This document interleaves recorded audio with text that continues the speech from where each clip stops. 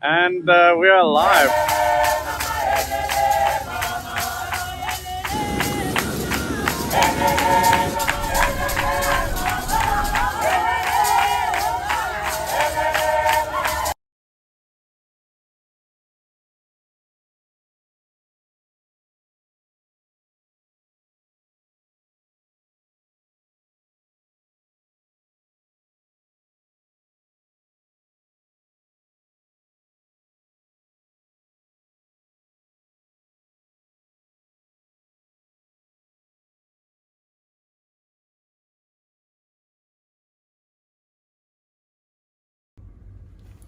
Hey, welcome. Thanks so much for joining today. um, Welcome, Elizabeth. Here we go. Yeah, here we go. So today I'm going to be talking about what I wish I knew before climbing Machu Picchu.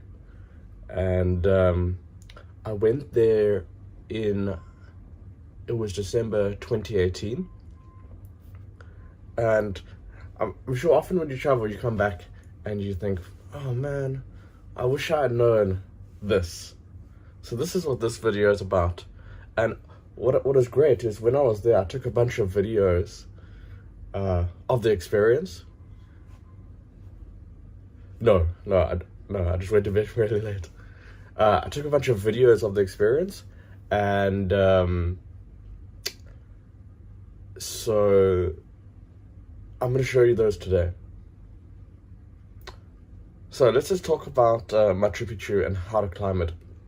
So you have to go to Peru, and in Peru there's a town called Cusco. Now Cusco was the center of the Inca Empire, and when the Spanish came, they destroyed all the Inca settlements, but because of the location of Machu Picchu, hey Dahlia, the Spanish just never found it. It's high up on a mountain, really random place. It's at 2,300 meters, and it's just pretty difficult to get there. So they just never discovered it. But all the other old Inca settlements were destroyed, but Machu Picchu stayed. And then, of course, Hiram Bingham discovered it. So that's what makes it special. It's like one of the only untouched, undestroyed monuments from that time. Now, in order to go to Machu Picchu, you need to be in Cusco. You buy a ticket there in advance in the town of Cusco.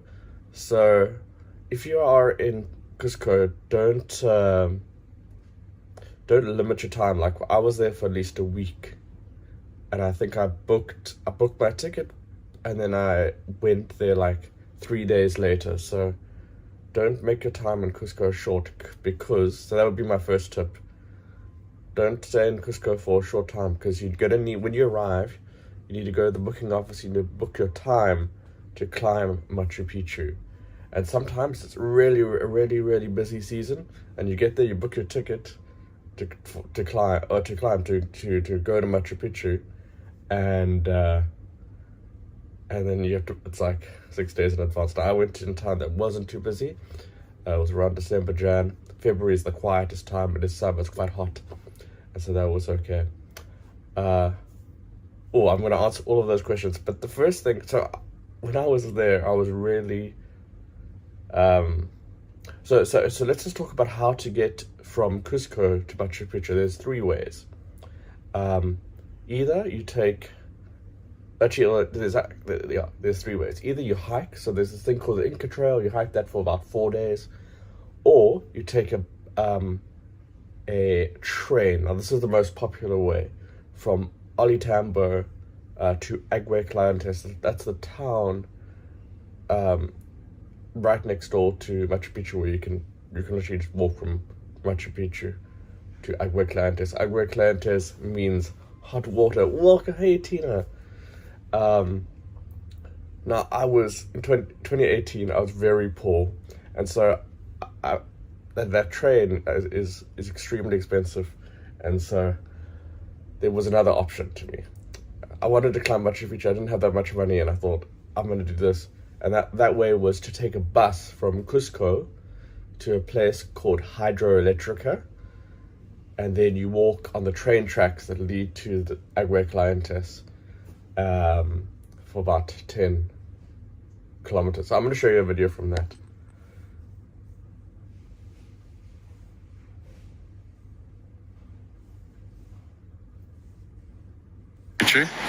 But that's pretty expensive, so one of the best ways to do it is just to walk, I think it's about 14 k's along this train track, and then that takes you directly to Agua Clientes. Neil says now you're rich. Well, no, but I'm in a very better position now than I was then. I just had the passion I wanted to go to Peru, but I had like almost no money. But fortunately it wasn't Europe or some expensive location. Yeah, anyway, so that was being, I also had a student card. I'd been studying, so if you're a student and you go to Machu Picchu, you get a discount on the ticket. And doing that Hydroelectrica walk, instead of doing the train, I think the train is like really expensive. It's like $400 and then to take the bus to Hydroelectrica return is about 60 sols, which I can't remember how much that is, but it's like either you're paying $400 or $20. So it was a big difference. It made going to Machu Picchu possible for me.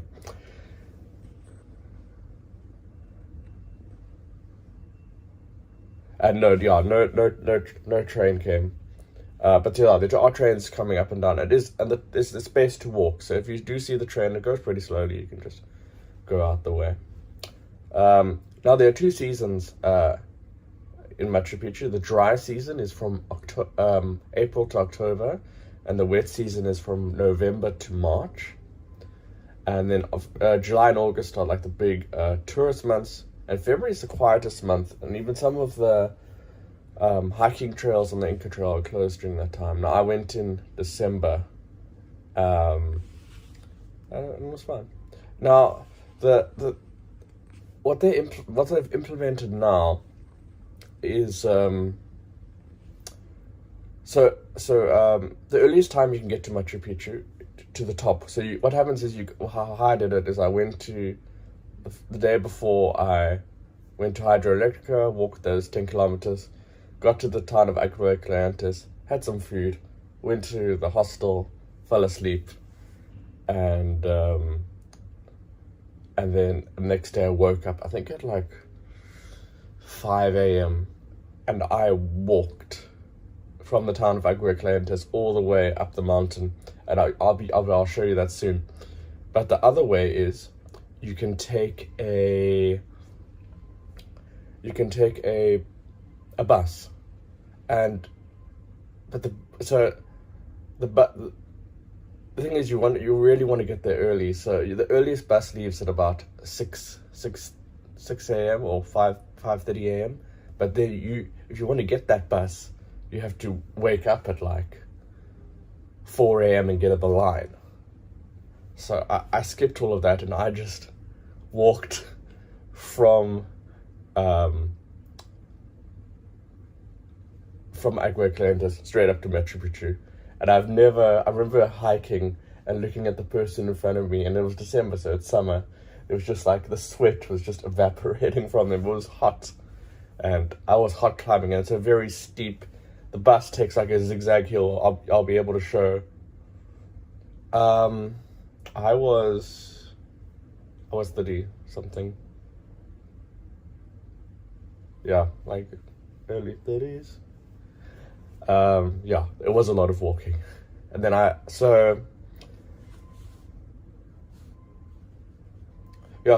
in terms of, so you can go, nowadays what they've implemented is you can go at 2 different times. You need to either go in the morning section. They've limited the amount of people that can visit Machu Picchu. It used to be 5,000 people a day, now it's 3,000. And then they've broken the day up into 2 times. You either go in the morning section, which is like 6 to 12, or the afternoon section, which is like 1 to 5:30 or something like that. So this was like 5 years ago, yeah. And I actually, when I went, it was just before they implemented the system where they split the time. I actually ended up spending the whole day at Machu Picchu and just chilling. So I got up at also like 5 a.m. and then I hiked up. And now we're gonna watch a video. I'm not quite sure of the order I'm showing you these videos, but I think they sort of tell you the story and show you visually what's going on. Hey, I made it. I took a 6.5-hour bus, and then I walked for 12 kilometers through the train tracks to the city of Machu Picchu. This morning I woke up at 4 a.m. and I don't know if you can see this path leading all the way to the water. It looks really far away. Is where I walked up this morning at about 4 a.m. And Machu Picchu is here at Machu Picchu Mountain. Yeah, so that video is really helpful. So that zigzag that you see there, that's the route the bus takes. But when you hike, you just like almost hike. It's very little zigzagging. You just hike the way up. And wow. But the amazing thing about being there really early is you're able to get that photo of Machu Picchu with no people. And if you're coming after 12, there's people everywhere. You're not going to get a picture with just you on the mountain. And I was very lucky to get that, that iconic picture where it looks like it's just you there. But in order to do that, you have to be there early in the morning. The other thing is that, and you don't need to worry, you'll may see this and be worried if you're there at like 6 a.m. is that you get there and the mountain's covered in cloud. And what I want to tell you is don't worry, because the mountain at the time is always covered in cloud in the morning. You just wait a few minutes and the cloud disappears and you've got a beautiful picture with no cloud. So that cloud there in the mornings is always there just before the sunrise. After the sunrise, it just dissipates and you get a beautiful clear picture. There in the photo you can see the clouds disappearing.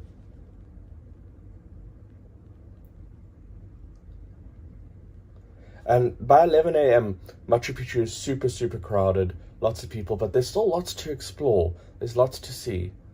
The other thing I wanted to tell you is that there's no toilets in Machu Picchu. And there's one just at the entrance gate. You're allowed to exit, I think, twice.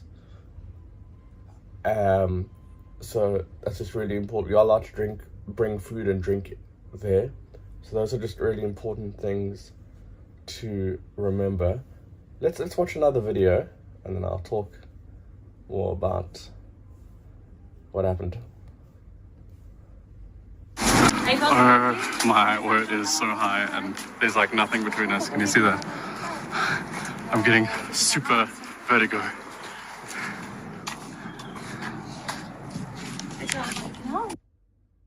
Okay, so this is a really, really interesting place. So there's a number of places you can visit. It's not just Machu Picchu, the photo that you always see. You can go to the left side and do some hiking up to, I think it's called the Sun Temple. And then this area is on the right-hand side. This is where people go on the Inca Trail. So if you look down, there's a really narrow walkway, and that's where people are walking on the Inca Trail. Yeah, I took a ton of water when I climbed. Let's continue. Oh, still got that photo. Let's lose that. Let's see what Matt from 2018 can tell us. So I think that, yeah, it's quite early in the morning. Yeah, so Elizabeth is saying that is really scary. Yeah, that is what it's like. If you hiking the Inca Trail, some sections are just super, super narrow. So it's, you get a lot of vertigo. So it's 6:47. I've just spent the last 1 hour and 47 minutes hiking from the Agua Calientes town, and yeah, this is the view.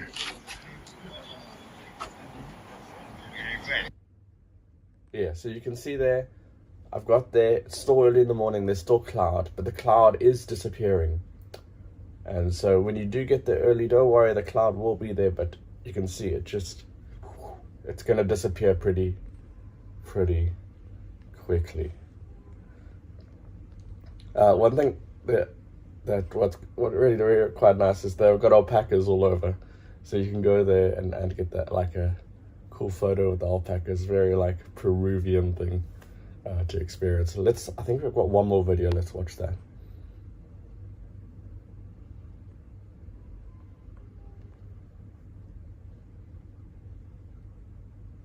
So I think this is on the way down.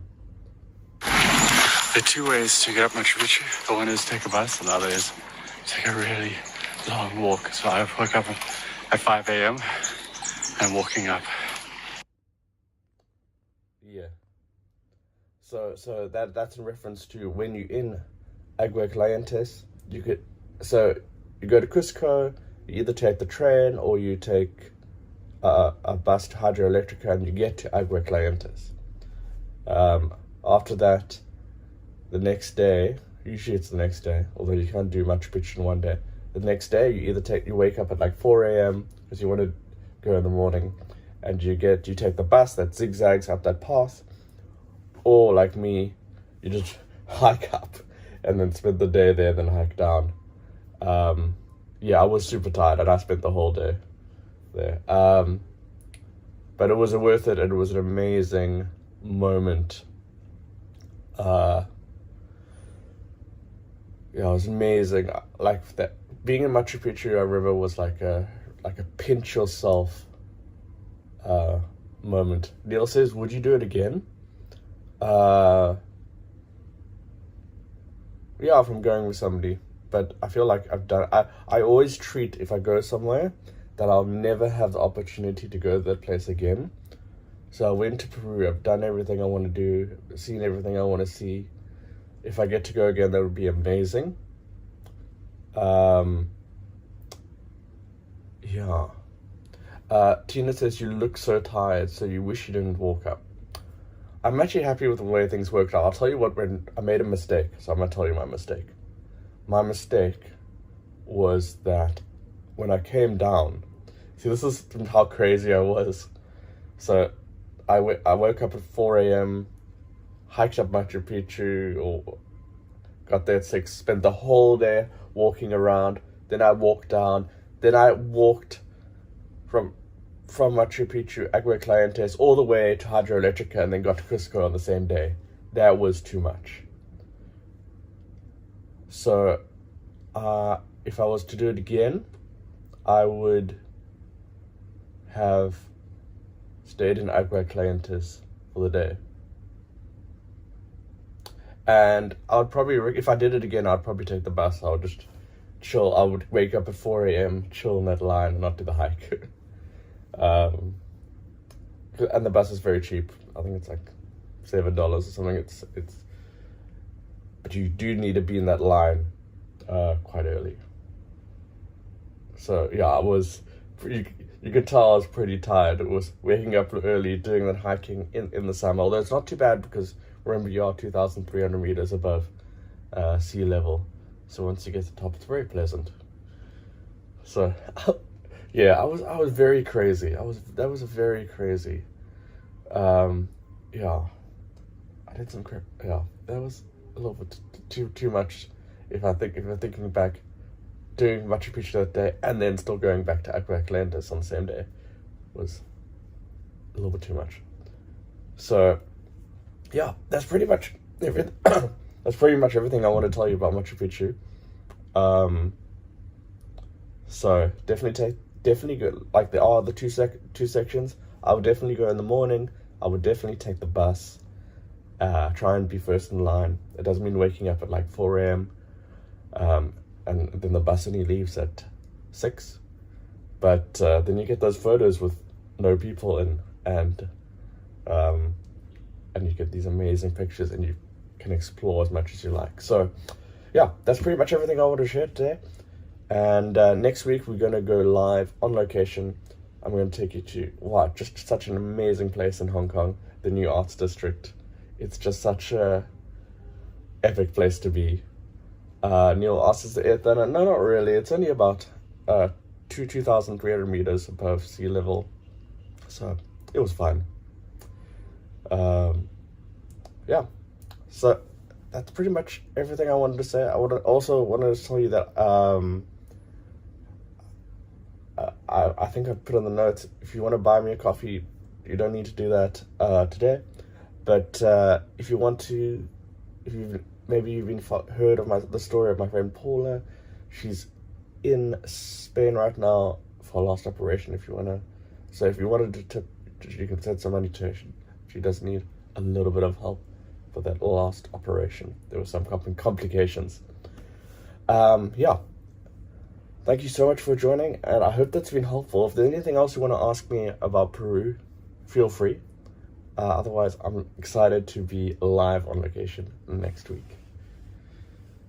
And thanks so much for your patience, because I know I was supposed to do this yesterday, and for some reason I thought I'd scheduled all my tours on a Sunday. Oh, Elizabeth says, thanks for sharing your experience with us. Well, it's great. A friend of mine was going to Peru and going to Machu Picchu, and then I pulled up all these old videos, and then I was like, oh, I wish, these are things I wish I had known. And then I just decided to do this, helping them decide. I just thought in my brain, I wish other people knew this, I wish I could tell. And then I was like, oh, this is something I can do. This is a story. Tina asked, where else did you go in Peru? So also when I go to a place, I went there for a month. I try to go to as many places as possible. Now, in the northern part of Peru, there's not too much going on, so I didn't visit the north that much. The first thing I did was fly to there's 2 Amazons in the Peru. Yeah, I need Steve to explain to you why out of it. So I went to the one,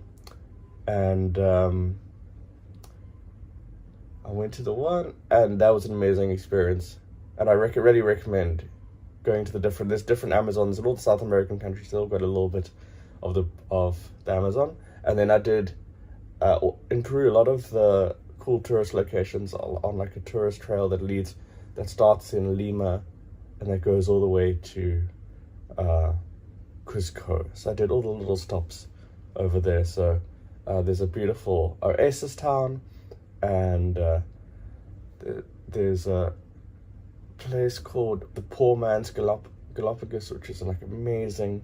You take a trip on a boat to an island, and then you look on the land, and there's this amazing petroglyph.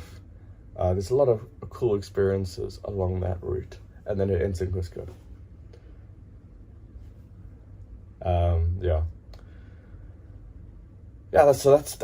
That's pretty much all I wanted to share. I'm upgrading my phone, and I'm busy creating backups. I've taken so many videos over the last 8 months on this phone, so I'm busy backing up. So last night I was up until the early hours backing up all my data, and next time you see me I'll be using a new phone, and so that's why I look a little bit tired this morning. Oh, thanks, Neil. And Tina's asking, you took a bus? Yes. Yeah. So there's this really great bus that I would recommend that I wanted to take called Peru Hop, and they make everything so easy. Because they drop you exactly in the location along that place. They drop you in Nazca, they drop you in Cusco, they even take you all the way to Bolivia. So Peru Hop is awesome, because you don't need to think. Unfortunately, I emailed them, and the exact time I was in Peru was the exact time they were closed. It was their Christmas, January time. And so unfortunately I couldn't take Peru Hop, so I ended up just taking these tourist buses from one stop to the next. But definitely, if you're not there when it's closed down, which is like January, February, but you're in Peru the rest of the time, use Peru Hop. It's an amazing way to get around, and you don't need to think You just enjoy the trip. Elizabeth says, get some rest. Hope to see you for your next adventure. Yeah, I'm looking forward to taking you to the cultural area of Hong Kong next week, and then in December I'm going to mainland for my holiday. Won't be able to go live there, but I'll come back with some awesome videos. Can't wait to go there. Great Wall, all the big hitters. That's how I'll be in Beijing and Shanghai. So thanks so much for joining me. Keep on adventuring, keep on exploring, and I will see you next week. Bye bye. Yes.